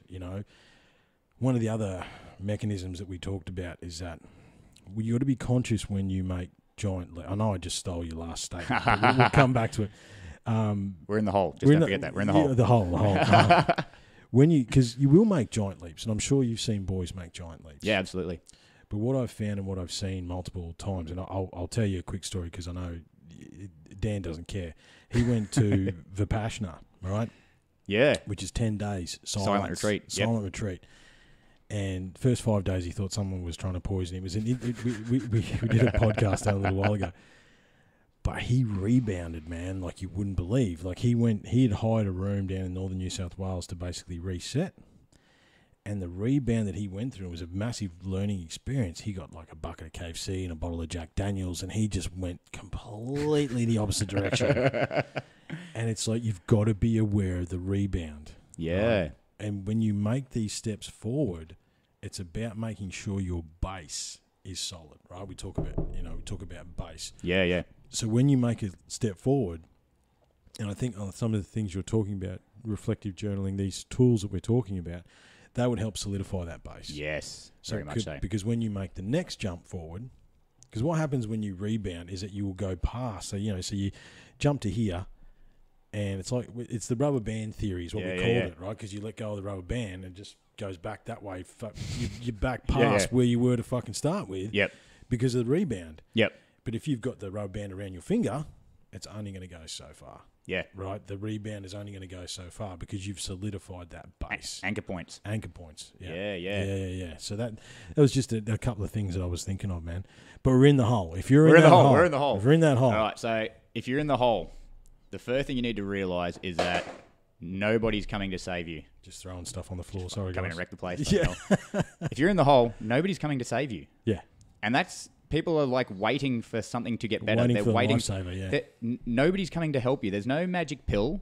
There's no fucking magic tickle feather or something that's going to fucking. You're not just going to wake up and things are going to get worse. Yeah. Nobody's coming to save you. There's only one person who can actually help you. Yeah. And that's you. And it starts with getting very fucking uncomfortable with your own problems. That's where it starts. And that's why people don't start, because they don't want to get uncomfortable. Get uncomfortable. Facing Call yourself, me and I'll fucking help you get uncomfortable. Yeah. Facing yourself is ugly. Oh, it's one of the hardest things, man, that you can ever actually do. You know, and I'd started to do it, and I had Franco, as I say, mentor, a good mate of mine. Better give him a ring, actually. He goes to me, because belief systems, right? Our belief systems rule our existence. Correct. And, you know, not only take away whatever other experience had. My name's Triffin, Neil. You ever heard that fucking name before? No, I haven't. No. And you never will. It's a sick name, though. Yeah, and now at 38, yeah, fucking oath, it's a sick With name. a name like Triffin, you could be in a crowded pub and a chick goes, "What's your name?" And you just go, "Triffin." And no matter what, she'd hear that. If it's not Jack or something, like, what? Yeah. What? Jack. My name's Jack. What? You go, Triffin. Yeah. And they go, "Oh." Well, there's two reactions to my name, Neil. Either people call me Trevor, Travis, Stuart, Jed, fucking Bob, Ted, Mate. right? Mate. No Hey, one mate. remembers, or people remember. And that's a perception thing too. I can make that work either way. But I grew up in Central Victoria. What do you think happened to a skinny kid called Triffin in Central Victoria in the fucking 80s, mate? Mate, you're the butt of all the jokes. I got the fucking piss beaten out of me. Yeah. You know what I mean? So it's like...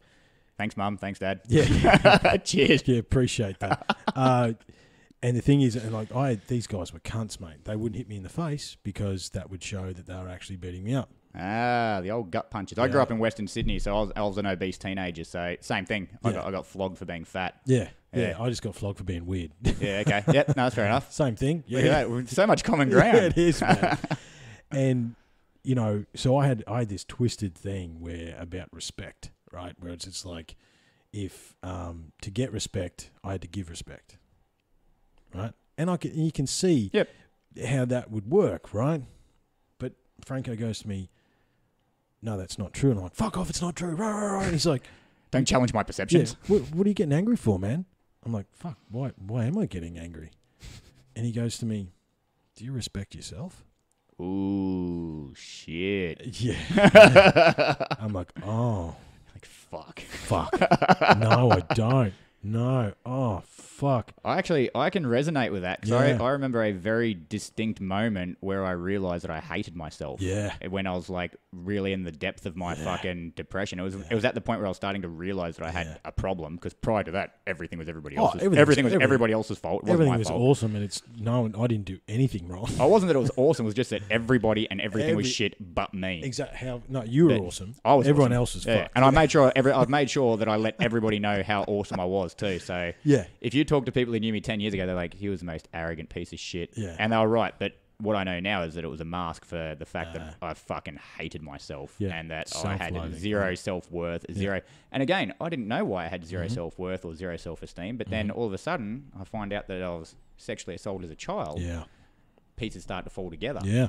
So little things in my life where I failed became big things, because I'm like, see, you're fucking worthless. What did I tell you? You couldn't fucking do it anyway. You Yeah, you're useless shit. cunt. You're shit. And, you know, so I completely get that moment of realizing that you have no respect for it's again, and there's that truth assessment we were talking about. Yeah, man. No Fucking respect. And it's like, oh, ugly. shit.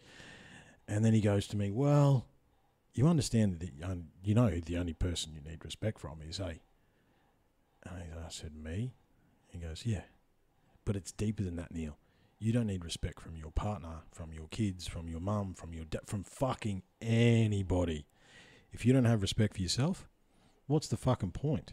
That's what I said. I could go live in a cave quite happily now, because I've found that self-respect for you myself. have that. And do you know what was weird? Is that and it's how it intrinsically affects your existence, is that I was dressing a certain way. I was acting a certain way. I was doing things a certain way because of all of this. And the way Franco says it, and you love Franco. He's like our Zen master, right? Yep. He's a trippy dude, but totally cool. He's like, belief system's like a wall. Like your brick wall out there, right? Yep. You know that there's a keystone in that wall, don't you? Basically, you pull one. There's a stone in your brick wall. This sounds a lot like shadows and projections. Yeah, very similar, right? Yeah. You pull that fucking stone out, and the whole fucking lot comes down. Yep. For me, respect was that. Yep. I literally woke up the next day. I dressed different. I talked different. I was different. In fact, I'm pretty sure I started the podcast within a month or two of that revelation. Yeah. You know? Right. And what I wanted to finish with, and what I wanted to bring up, again, we're just going to keep talking. This will go forever. There's 25 hours on the machine. We'll be right. No, what I wanted to finish with, and I'm interested to get your opinion on this, is that once you've faced the shadow path, right, you know, and actually you might like this. So I got demons, man. Yep. I got a lot of demons, right? Well, actually, I don't have as many as I did. I was very fucking angry for a very, very long time. I can relate. Not angry. I'm not angry anymore. It's actually, it's such a fascinating existence to be a part of because I'm not angry anymore. I get frustrated. I get exasperated. But it goes away like that? Yeah. And Yeah. I'm not angry anymore. I'm on my third punching bag in my gym. Yep. And I literally punch my way through 3 punching bags. Yep. And how I, the demon in my head, how I dealt with him is like, okay, you got to give him a hug. He needs a hug. That's what most demons need. It's what most bullies need too, just for the record. And what I did is, okay, man, I know you exist. I know you exist. You're there. It's okay. This is actually uncanny where you're going with this, but keep going. Okay. It's okay that you're there, right? But I tell you what I'm going to do for you, brother. Number one, I'm going to give you a hug. Because it's okay, man. We exist. We coexist together, right? And number two, everyone says, and there's so many books, cage your demons, put them in their fucking cage. No. What happens when you cage a demon? Is that going to help it? It's not going to fucking help it. It's going to make it go nuts. So I'm a bit of a visual person. So my demon still lives in my head. But he's got a pad, man. It's not unlike this pad. It's got a kitchen. It's got fucking TV. It's got Xbox. It's got a sauna. He's got a gym. He's fucking sweet, happy. man. He's happy, right? Yep. But if I'm on a 30-kilometre ride and it sucks more than usual. You let the demon do the writing for you? Yeah, I do. Holy fucking shit, man. I have an entire chapter in my book. So I have what I call my shadow. Yeah. So I've had a shadow for as long as I can remember. It's not another personality. I'm not fucking schizo or anything like that, but I have a shadow in my head. And for a long time, I would talk with it. And when I was struggling with stuff in the military, when I was struggling with self-worth issues, my shadow would drive. Yes. And it's almost like another part of my personality takes over. And then for a long time, the shadow was driving pretty much full time. Yeah, it's a problem. Now, the reason this is uncanny is I was talking before about the repressed memories of my childhood sexual abuse. So one of the things I was working on with my shrink earlier this year was this shadow. And I'm like, I don't want it anymore. I don't need it, okay? It served a purpose while I was in the army. It helped me with some fucking times when I needed it, but I don't want that anymore, and I don't need him. So we're doing a type of therapy called EMDR, and it's basically, there's a lot of visualization that's involved in it and trying to talk with this shadow, right? Yeah. So I'm got my eyes closed, and I'm doing the therapy, and I'm talking with this shadow, right? And I'm having a conversation, and it's fucking answering me, right? Yeah. And, I'm like, the fucking, what's your problem? Why are you here? And it basically told me, you're not ready. I'm like, fucking not ready for what? So I'd been trying to get rid of this shadow. I'd been trying to fucking get rid of it, right? Can't get rid of it. And I was driving home that night, and I'm actually getting goosebumps just remembering this. So I was driving home from that psych session, and this little shadow in the back of my head said, rightio, cunt, you want it, you got it. Download. Repressed memories. Yeah. The shadow had been protecting me from those memories for 30 years, whatever it is, 20 Yeah. years. Yeah. So it's all my life. Every time I felt low self-worth, shadow would drive. Yeah, me. Every time I was struggling physically with, like, when I did special forces selection, shadow would drive. When I would argue with my ex-wife, shadow would drive. And then eventually shadow took over and I didn't give a fuck. And that's when I became a really horrible fucking person. And then I tried to get rid of the shadow, and the harder I tried to get rid of the shadow, the further into the hole I went. Because my shadow was was protecting me because I wasn't ready. Imagine if that memory had come up 2-3 years ago while I was already in the hole. Ooh. that would have been game over. Yeah, that would have been, sent you over the edge. That man. would have been game over. So my shadow was protecting me the whole time. Mm. Shadow's still there. Yep. But we don't talk anymore. Every once in a while, he'll pop up. Mm. Every once in a while, I'll get more information on what happened as a child. Yeah, me too. A lot of it's unclear. I know another child that was involved. I know his name. I know the perpetrator's name, but I can't see his face. Mm-hmm. It's just little bits and pieces, and it's like looking through a glass of water that's got mud in it. I can see bits and pieces, but not the whole thing. But when you're talking about your demon, it's fucking uncanny, man, because it's in my book that I've spent my whole life battling. I call it a shadow, and the whole time the fucking thing was there to protect me. Yeah, they are. It is, and the thing is, we go back to energy. We go back to yin yang. We go back to positive, negative. Carl Jung's all over it when he talks about shadow personality and shadow work and that. Absolutely, amazing. Mate. You can't, and the thing is, that demon, and especially with and it was interesting that I talk about the coronavirus and the COVID stuff. It's like, okay. I looked at it. It's like, okay, if this plays out, shit could really hit the fan, like big time. When it first started, we didn't know it was all fucking bullshit. But when it really, I thought, okay, because I'd spent years of my life trying not to be angry anymore. Yep. Right, and you being a soldier, you actually have a literal understanding of this. It's okay. Yeah. What if it come down to it? Could I do whatever needed to be done to protect my family? Easy.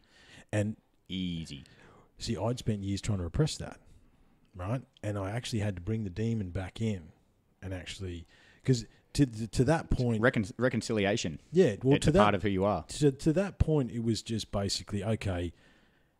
I'd walk past the bag in the shed, I'd give it a left jab, and then 10 minutes later, I can't move my arms because I'd just fucking let loose on the bag. Yeah, right? The demon needed to come out and let itself go, right? Because I found through that is experiencing anger at an inanimate object reduced my anger towards everything else. Yep. Because I took it out on something that, well, if anything, everyone's been hit by a punching bag at some point. Yeah, boy.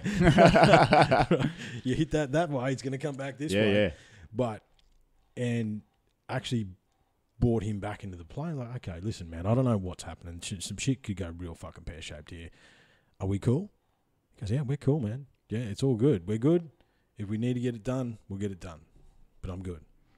Okay, every man has the capability to take life in the right circumstance. Yeah. Even the pacifist who says they never would, you put him in the right circumstance, everybody can take life if they have to. I'm not saying it's a good thing. I'm not saying it's a right thing. I'm saying it's a thing. It's a thing. It's a thing. It is a thing. And so I'd kill a human before I'd kill a dog. I like dogs. Humans I could kill pretty easily, but not dogs. Animals don't really need it, man. You know? unless they're edible animals. I think Mel Gibson said it in Lethal Weapon 3. He's like, people are fine. I can kill people, just not dogs. Yeah. Can't kill dogs. No. Think about. So the two things I want to finish with was think about your demon, and I'll throw it back to you. The other one is, and something that I've been struggling with for a while that I continue to work on is. So through my work, I have been nominated for Queensland Trainer of the Year. Yeah, boy. Right? And there would be a time where I wouldn't have even been able to tell you that. Because as much as I fucking hate everything, thing is that I'll drive home and I go, fuck, I should have asked this, I should have asked that. That's not the right question. Is it going to sound any good? You know what I mean? I will critically self-analyze to the point of almost distraction, right? Yep. What I think as part of the path is, especially for men, is that it's okay to love yourself. And not in the way we were talking about before we turned the mics on. Right? But it's beyond okay. I think it's a necessity. Yeah. And I think whilst, yes, you are right, uncomfortable, blah, blah, blah, you have to get uncomfortable. You have to get comfortable with being uncomfortable. I think the value in that is so fucking astronomical. It's you can't even measure it. Yep. Yet, somewhere along the way, you have to be able to acknowledge your achievements, honor your journey, and show some self-love. Because at the end of the fucking day, love is the answer, man. Right? Cliche once again. Right? Cliche once again. But love is the fucking answer, man. And it's not the sex sells love bullshit that we've been sold for so long. It is the the love that you had for your boys behind the fucking lines, right? Yep. That's what I'm talking about. Where you weren't fighting for the Australian government, you were fighting for each other. Fuck them. Yeah, exactly, right? It's the love that I'm sure you see. The brotherhood. The brotherhood. The Yeah. Blackdog Brotherhood, man. I'm Yeah. sure it's All the love- brotherhoods. Yeah, Yeah. all brotherhoods. And we've lost sight of that. Yep. But as part of that, if we're to re-embrace that, and it doesn't have got nothing to fucking do with colour, creed, religion, sex. It's got nothing to fucking do with any of that. No. Right? And it's about sisters as well. It's human. It's Human connection that we've human lost. connection that we've lost. But again, within starts all within. Can you? And I'm interested to hear where you're at with that, man, as far as like self-appreciation and self-love, because and self-worth, I suppose. Took me a long time. Took me Yeah. a very... Even when I first started Blackdog, I was still struggling with it. It's probably been in the last... You know what's really helped me with my self-worth is seeing people get results in the program that I've created. Yeah. That more than anything else. Seeing that I've been able to create something that works and that I've been able to create something that to drag people out of a place that I was familiar with. That was the point where I started to develop self-worth and self-respect Because you and could self-love. see what you were doing was having effect on other people. And it's not about me. It's not like, oh, wow, I created a No, program. It's no, not no, about that. It's definitely not, no. it's the fact that I can see people who were hurting who are now thriving. And that I'm even fucking getting goosebumps just fucking talking about that. For me, there's nothing that can replace that. Nothing will. Black Dog's going to go forever, and it's going to be huge. It's already international now. We've just started, entering the New Zealand market. Next step's USA. And for me, oh, listen, some of my USA boys, we've got hundreds of them. when I look Get in into the touch. future, so my vision for Blackdog is that Blackdog coaching is synonymous with mental health. You go to any psychologist or psychiatrist and they go, we can help you with this 10%. For the rest, Go and see plug them. in with them. And vice versa. When people come to me and they come for us for a program and I go, are you talking to a mental health professional? And they go, no. I go, what's your postcode or your zip code? Yeah. Sweet. And I've got a Rolodex. I can plug you into I've got a XYZ. Rolodex Yeah. of psychs everywhere who Yeah. are keen to be a part of what we do. And I can just go, sweet, plug in with this person here. Tell them that Neil from Blackdog sent you. Yeah. That's my vision. International Blackdog coaching, synonymous with mental health, working in conjunction with mental health professionals to create that 100% of the pie chart. And it's going to fucking happen. It's happening now and it's going to happen. Yeah, and man. for me, it's not about making a big company. It's not about having my face on the TV or anything fucking like that. I'm past all of that shit, that ego shit. For me, it's about the people that I can reach and the lives that we can actually change, because there's nothing can replace that. Well, mate, I can't think of a better way to end it, man. I think, good luck on your journey, mate, and you're always welcome on Unlocking the Code and to whatever we can do. Or This is going to be regular, dude. I've had a really good time today. Yeah, me too, man. And look, as I say, and like I've said to a few other people, if you want me to come and have a chat to some of your boys or any of that sort of stuff to share my story, I'm more than happy to do that. Next retreat on the Gold Coast, mate. Guest speaker. Got a spot for you. All right, cool, man. That'd be wicked. Let's tee it up, man. Let's Yeah. tee it up, because I think it's not, as I said, I want to be a professional podcaster and go down my rabbit holes. No, right? you don't want to be. You are, bro. Yeah, I am. Okay. You are. Fair enough. Hey? Fair enough. Yeah, You yeah. are. Yeah, fair enough. And see, there you go. There's that self-worth thing. Hey? And that's the things that still tick over in my mind. You're fucking welcome, mate. Yeah, thanks, man. Yeah. Do I get charged for that one? Yeah, leave your money on the fridge. Well, thanks very much, mate. Thank you, brother. That was a handshake. That was an awkward handshake. Good on you guys. Look, thanks very much. Look, check out Blackdog Coaching, Blackdog Brotherhood, Facebook. Neil does some awesome work. Really appreciate your time, man. No worries. www.blackdogcoaching.com/information. Yeah, and look, we'll put all the links, mate. I'll get you to give me all the links and we'll put them in the show notes. Love your work, brother. Good on you guys. Thanks very much. We'll talk soon. Cheers.